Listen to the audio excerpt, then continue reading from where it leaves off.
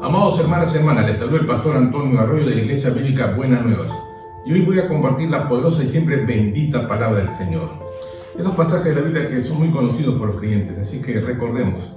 Le invito a abrir sus Biblias en el libro de Oseas 4, versículo 6, que dice: mi pueblo fue destruido porque le faltó, escuche bien, conocimiento. Y por cuanto desechaste el conocimiento, y si uno tiene la potestad de recibirlo o rechazarlo, yo te echaré del sacerdocio. Y porque olvidaste la ley de tu Dios, yo también me olvidaré de tus hijos. La decisión de desechar el conocimiento va a afectar a la siguiente generación. Pero también tenemos en el libro de Isaías, capítulo 5, versículo 13, por tanto mi pueblo fue llevado cautivo. Esta palabra cautivo es privación de la libertad en manos de un enemigo. Es ser hecho prisionero. ¿Por qué? Porque no tuvo otra vez conocimiento. Y su gloria pereció de hambre y su multitud se secó de sed. Dos pasajes que nos alertan sobre la falta de conocimiento en el pueblo de Dios. Hoy día vamos a tocar la segunda parte. Ha llegado el tiempo de ser libres en Cristo Jesús. Segunda parte. El conocimiento es fundamental para la correcta toma de decisiones, para discernir entre lo que es verdad y lo que es un error, entre lo que conviene y no me conviene, para no convertirnos en prisioneros del maligno y esclavos de su voluntad. Esta palabra conocimiento en el hebreo es da'at, que significa entendimiento, inteligencia, sabiduría, sentido común, tener buen tino para tomar decisiones. Ahora, sabemos que hay dos tipos de personas: el hombre natural y o carnal, el hombre espiritual.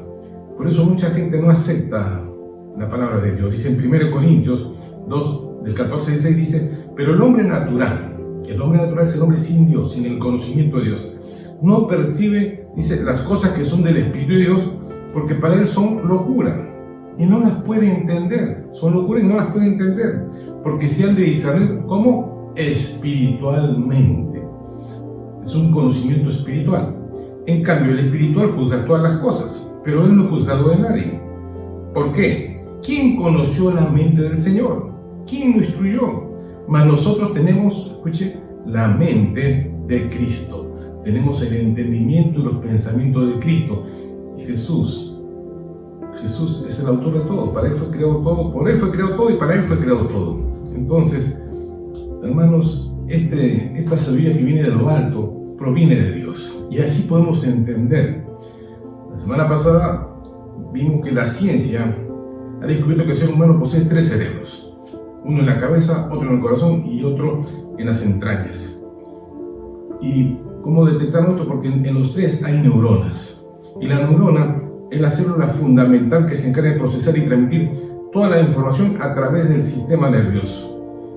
El conocimiento, dice, puede ser visto como un proceso o un flujo de datos acumulados que quedan registrados y almacenados en nuestro interior y que constituyen la base para tomar decisiones, las cuales están en función directa de lo que almacenamos. De acuerdo a lo que almacenamos, eso damos.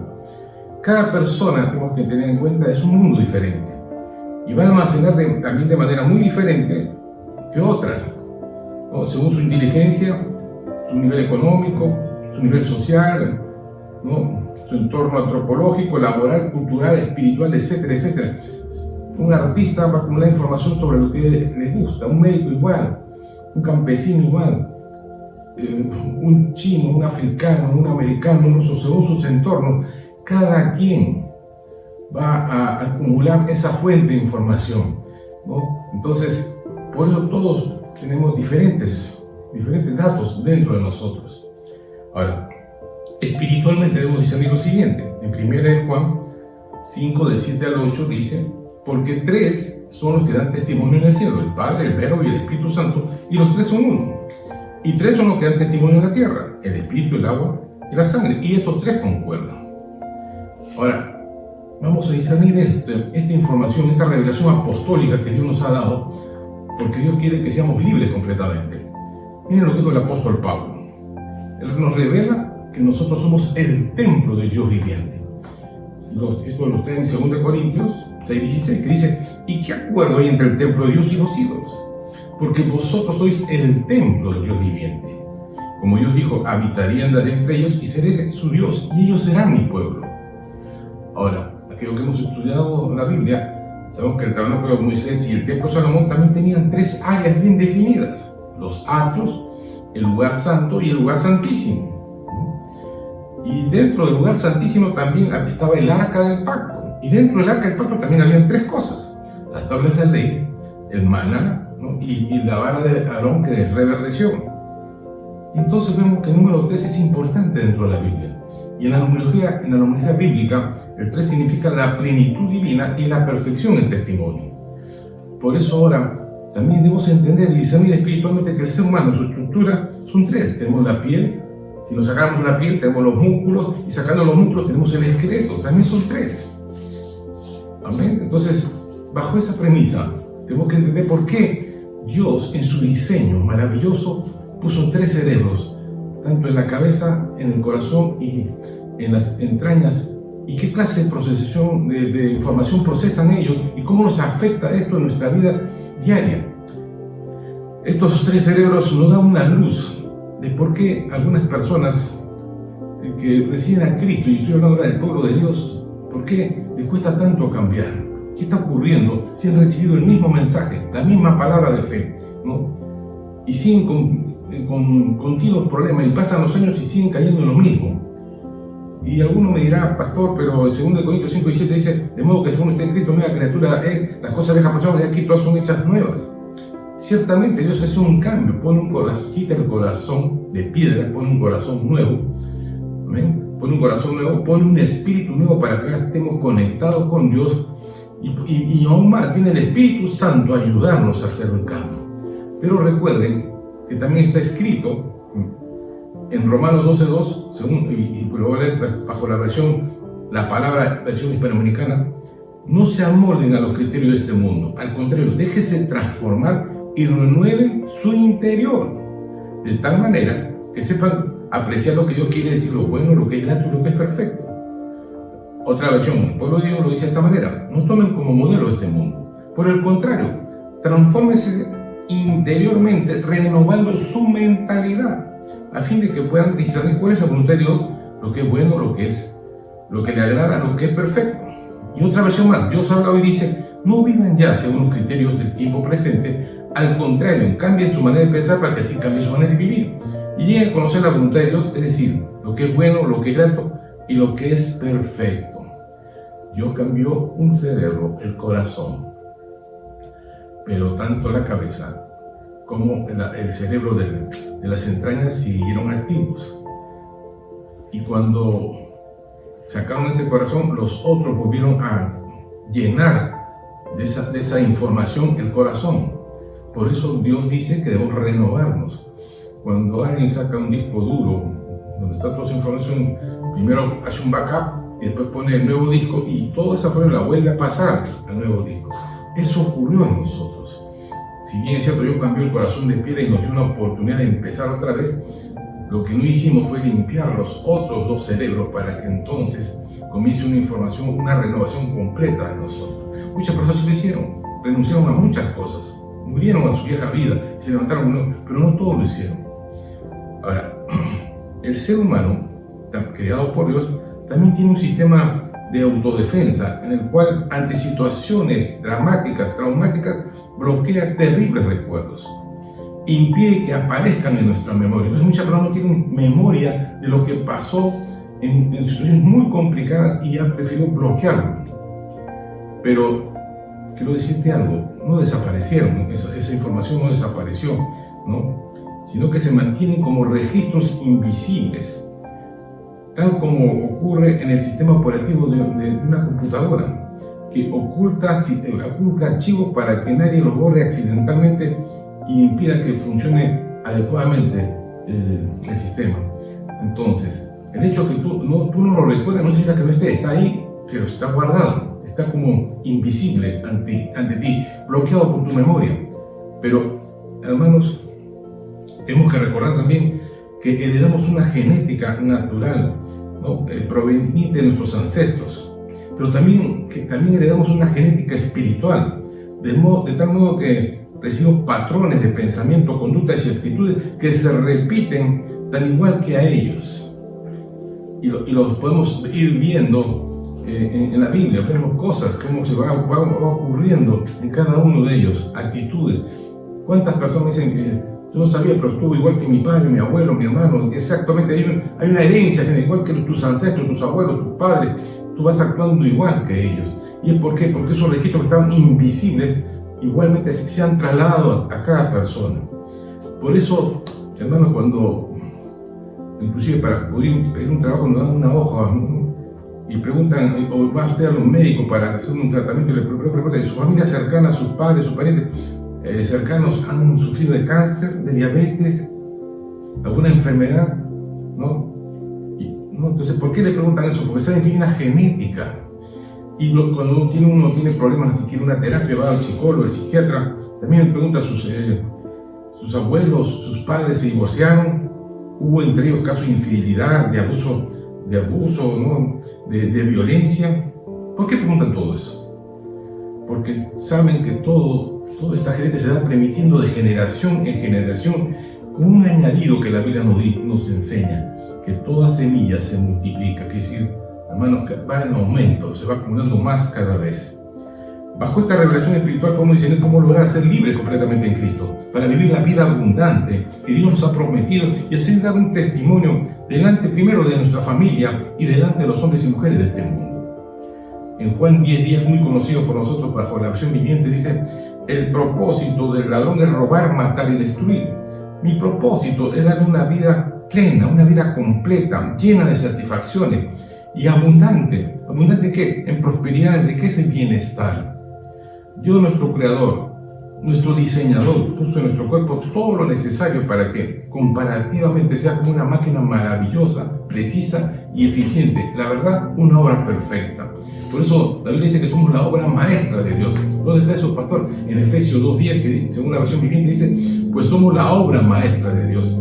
Él nos creó de nuevo en Cristo Jesús, a fin de que hagamos las cosas buenas que preparó para nosotros tiempo atrás. Bajo este conocimiento, que viene de lo alto, de la mente de Cristo, entendemos cómo operan estos cerebros y cómo romper todas esas ataduras, traumas, malos recuerdos, patrones indeseados de conducta y pactos satánicos que están registrados, almacenados en nuestro interior. Empecemos por el cerebro del cráneo. El cerebro del cráneo actúa como los atrios externos del templo de Dios. ¿Qué había en los atrios? El altar de bronce donde se ofrecían sacrificios y la fuente de bronce donde los sacerdotes se lavaban los pies y manos limpiando sus pecados para que solo así pudieran entrar confiadamente a la presencia de Dios. Entonces, como hermanos, sabemos que tenemos que morir a la vieja vida y empezar en vida nueva. Y nuestros pecados por la sangre de Cristo van a ser borrados. Ahora, algunas de las funciones importantes del cerebro craneal son el control de las funciones vitales, la regulación de la temperatura, la presión sanguínea, la tasa cardíaca, la respiración, dormir, comer. Recibe, procesa, integra, interpreta toda la información que recibe de la parte externa, de los sentidos, la vista, el oído, el gusto, el tacto, el olfato. Controla los movimientos que hacemos, la posición postural, caminar, correr, hablar, estar de pie. Es responsable de nuestras emociones y conductas. Nos permite pensar, razonar, sentir. Controla, dicen, las funciones cognitivas superiores, la memoria, el aprendizaje, la percepción y funciones ejecutivas. Y este cerebro se conecta con todo lo natural. Escuche bien, el cerebro craneal se conecta con todo este mundo que nos rodea, pero carece de una conexión espiritual cuando no recibe a Dios. Al no tener el Espíritu de Dios, al no ser cambiado su corazón, no tiene contacto con lo que es de Dios. Por tanto, no entiende, le parece una locura, pues su información es puramente racional. En 1 Corintios 2:14, según la versión castellana, lo dice de esta manera: en un plano puramente humano, el hombre no capta las cosas del Espíritu de Dios. Para él son necedad y no puede conocerlas porque solo pueden ser examinadas con criterios espirituales. No va a entender nada. El cerebro siguiente es el cerebro que está en las entrañas y actúa como el lugar santo del templo de Dios. ¿Qué había en el lugar santo? Miren, todo no es casualidad. Ahí se encontraba la mesa de los panes consagrados. Ahí está lo que es la provisión, la comida, ¿no? El candelero que ilumina el interior. Entonces, la segunda cosa era el candelero de oro que ilumina el interior y el altar del incienso que simbolizaba nuestras oraciones delante de Dios. En las entrañas están los órganos más íntimos del ser humano y cada uno cumple funciones específicas y de su correcto cuidado dependerá la salud de nuestro cuerpo. También la ciencia lo define como las entrañas como vísceras y la unen al aparato respiratorio y digestivo y contiene lo siguiente: los intestinos, los riñones, la vejiga, el hígado, la vesícula biliar, el vaso, los pulmones. Amén. Alabado sea el nombre de Jesús.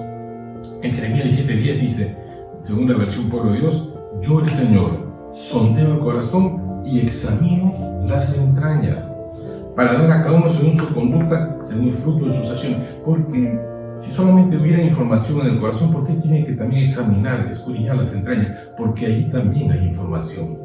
El apóstol Pedro nos pide que amemos con las entrañas.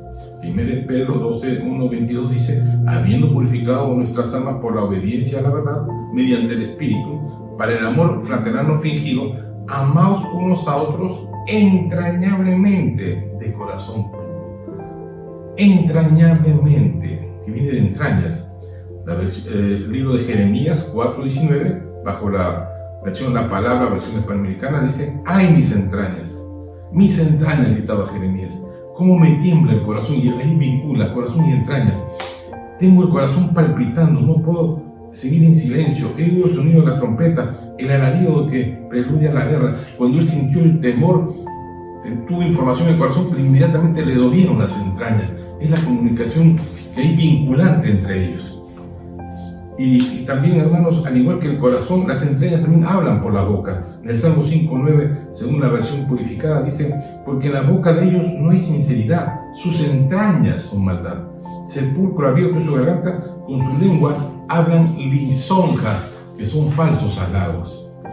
Por eso, cuando hablamos del perdón entre personas, el perdón entre parejas, el perdón entre padres e hijos, el perdón con un amigo, hermanos, tiene que ser desde las entrañas tu perdón. Si es racional, amén, te perdono, pero es falso. No hay un verdadero perdón. El perdón tiene que salir de la unidad entre el corazón y las entrañas para que sea de lo más profundo. Y en ese momento funciona el verdadero perdón. Por eso que debemos conocer, este conocimiento nos va a dar la victoria. El tercer cerebro está en el corazón.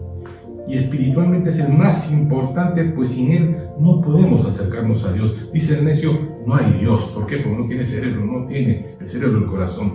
Actúa como el lugar santísimo del templo de Dios. Ahí se encontraba el arca del pacto. En el templo se encontraba, en el lugar santísimo estaba el lugar del pacto, y que simbolizaba la presencia de Dios viviente. Y habían tres cosas, como hemos dicho, ¿no? Las tablas de la ley, donde están los principios y los fundamentos de Dios. Estaba el maná, que es la provisión de Dios, y estaba la vara de Aarón. La vara representa la autoridad. ¿Y por qué revelación? Porque da fruto. El hombre de Dios, la mujer de Dios dan fruto. Quiero que entienda esto. Estamos hablando sobre, hermanos, ser libres completamente. Y las decisiones más importantes de nuestra vida dependerán de lo que almacenamos en nuestro corazón. Por eso en el libro de Proverbios 3, del 1 al 2, dice: hijo mío, no te olvides de mi ley, y tu corazón guarde mis mandamientos. Almacena esa información que viene de Dios en tu corazón, porque largura de días y años de vida y paz te aumentarán. Dios nos dice que vamos a tener días y años de vida rodeados de paz. Y por eso que ahora podemos entender mejor el Proverbio 4, versículo 23, según la versión mesiánica Kadosh, que dice: por encima de todo, guarda tu corazón, porque es la fuente de las consecuencias de la vida. La persona que eres depende de qué almacenaste en tu corazón. Lo que tienes, si tienes dicha o tienes infelicidad, si estás amargado o estás alegre, depende de lo que tú has almacenado en tu corazón. La Biblia dice: lo que sembramos cosechamos. ¿Qué cosas guardaste en tu corazón?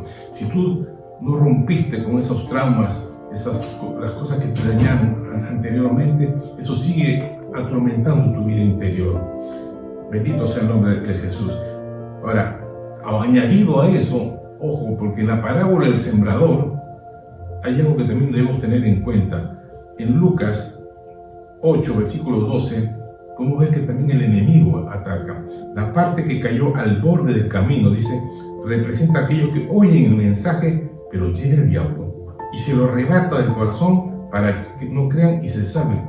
El diablo tiene el poder de robarte información del corazón, quitarte esa información del corazón, ¿ya? ¿Y por qué ocurre esto? ¿Cómo puede quitarme el diablo esa información?